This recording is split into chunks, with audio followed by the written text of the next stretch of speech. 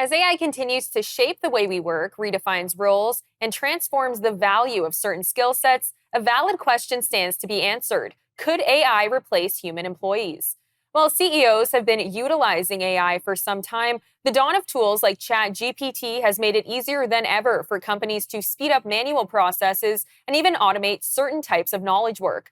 A recent study found that half of CEOs believe they may replace jobs with AI, but on the other hand, most companies do not want to gain the reputation of replacing employees with AI.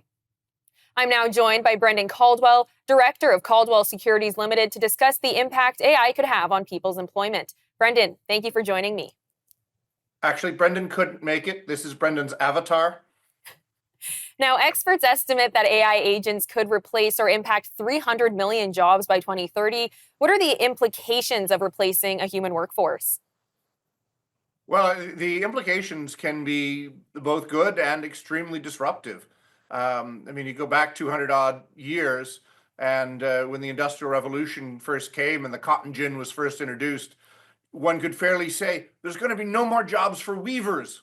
Weavers will not have work anymore, and it was true. But people found other work to do.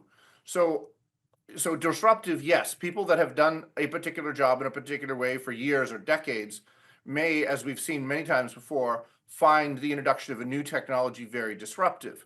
However, for the younger generation, I think we even talked about last week, it could be a huge opportunity because whatever job that a computer is clever enough to do that may not have been that interesting for a human being, the new generation can reinvent themselves and do something more interesting, more cool, more productive, using the technology that they've grown up with, rather than they've had to adapt to later in life.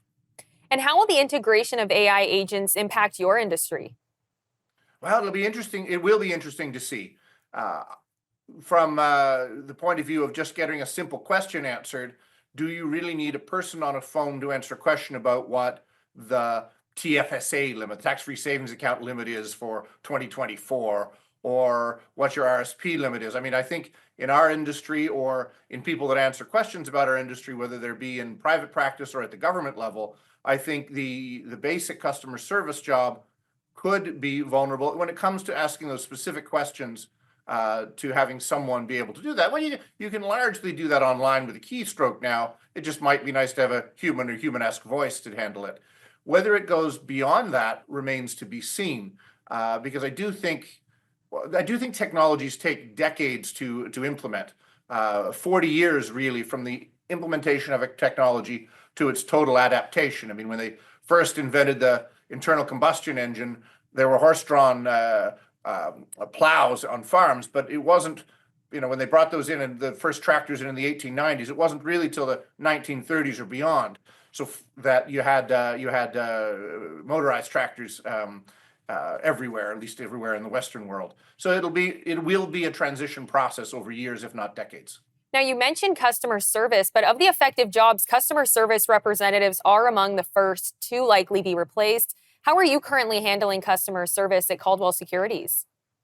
Well, we're going to double down. We are doubling down on the in-person, on the tactile, on being actually there. Because I think going forward for the high-end investment management, for the high-end wealth management, family office, or any high-end business, the in-person will be the new luxury good. I think it'll be somewhat disruptive, the replacement of customer service here in North America, and probably disruptive at the civil service level. But I think it'll be hugely disruptive overseas in places like India that have built whole economies around providing call centers to the West. And how do you at Caldwell Securities plan to move forward with your customer service?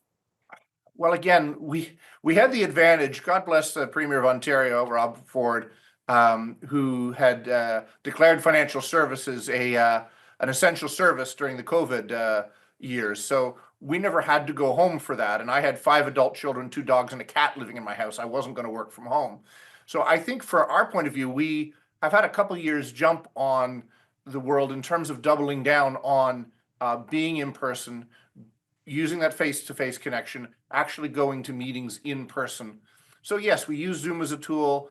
Possibly there'll be some art of AI uses in our business. But I think our clients with whom we've had years to decades long relationships still appreciate actually being able to talk to a real person or to meet with a real person, because our job really is to help people articulate their hopes and fears and dreams, because most people would rather have dental surgery than talk about their money. So if we can help people, maybe for the first time, talk about what they hope their money will do for them, it's easier to do that in person. It's easy to do that as a human being, at least as the technology exists now. Brendan, thank you so much for the time today. Thank you, Teresa.